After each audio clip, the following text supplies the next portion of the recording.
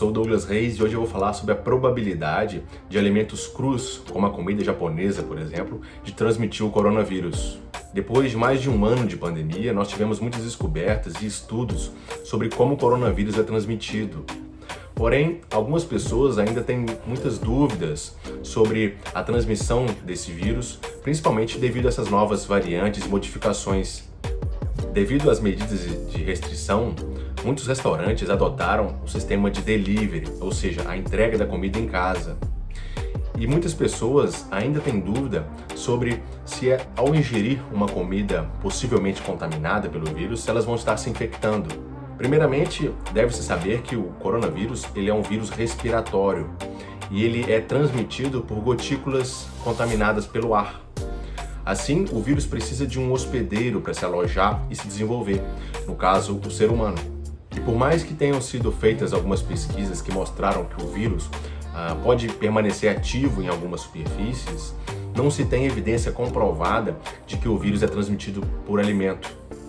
Outro ponto é que o cozimento ou a fritura, enfim, expor o alimento a uma temperatura superior a 70 graus, ela elimina o vírus.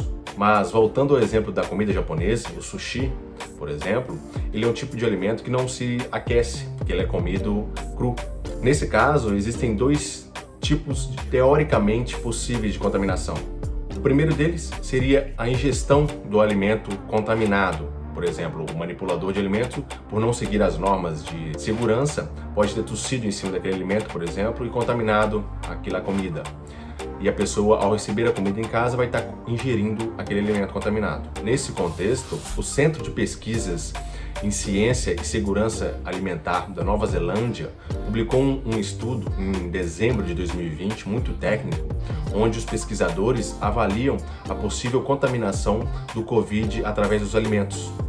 E nele, os pesquisadores chegaram à conclusão que para que uma pessoa seja possivelmente contaminada por a ingestão do alimento, é necessária uma carga viral muito maior do que a necessária para a contaminação via o ar. Isso porque quando a pessoa ingerir aquele alimento juntamente com o vírus, esse vírus, essa fração do vírus, ela vai ter contato com uma série de substâncias no nosso corpo que podem desestabilizar esse vírus, como a nossa saliva e o suco gástrico.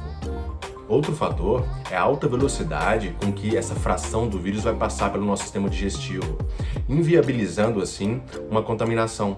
Então esse estudo conclui que por mais que teoricamente haja uma ingestão desse vírus, a via oral não é uma via em que o coronavírus nos contamina.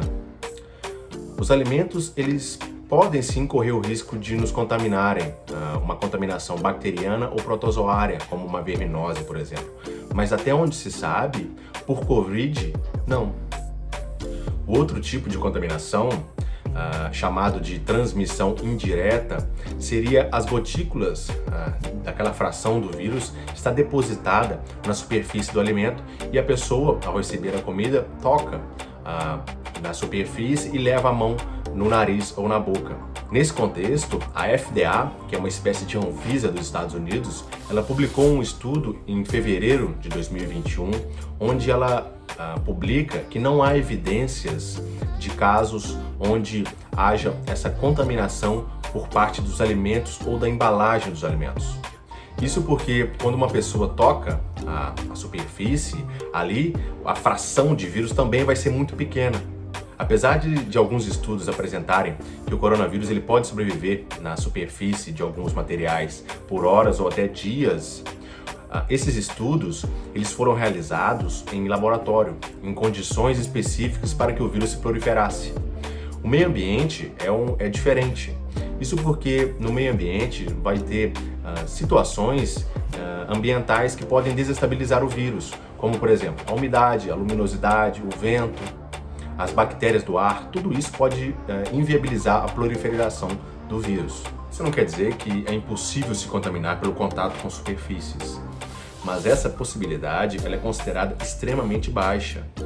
Alguns estudos rastrearam os meios de transmissão dos vírus e um elevador, por exemplo, é muito mais possível a pessoa se contaminar pelas partículas expelidas no ar do que pelo simples toque num botão, por exemplo, do elevador. É muito mais arriscado a contaminação ao se encontrar com o entregador, caso ele não esteja usando máscara e seguindo os protocolos de segurança, do que com o alimento em si.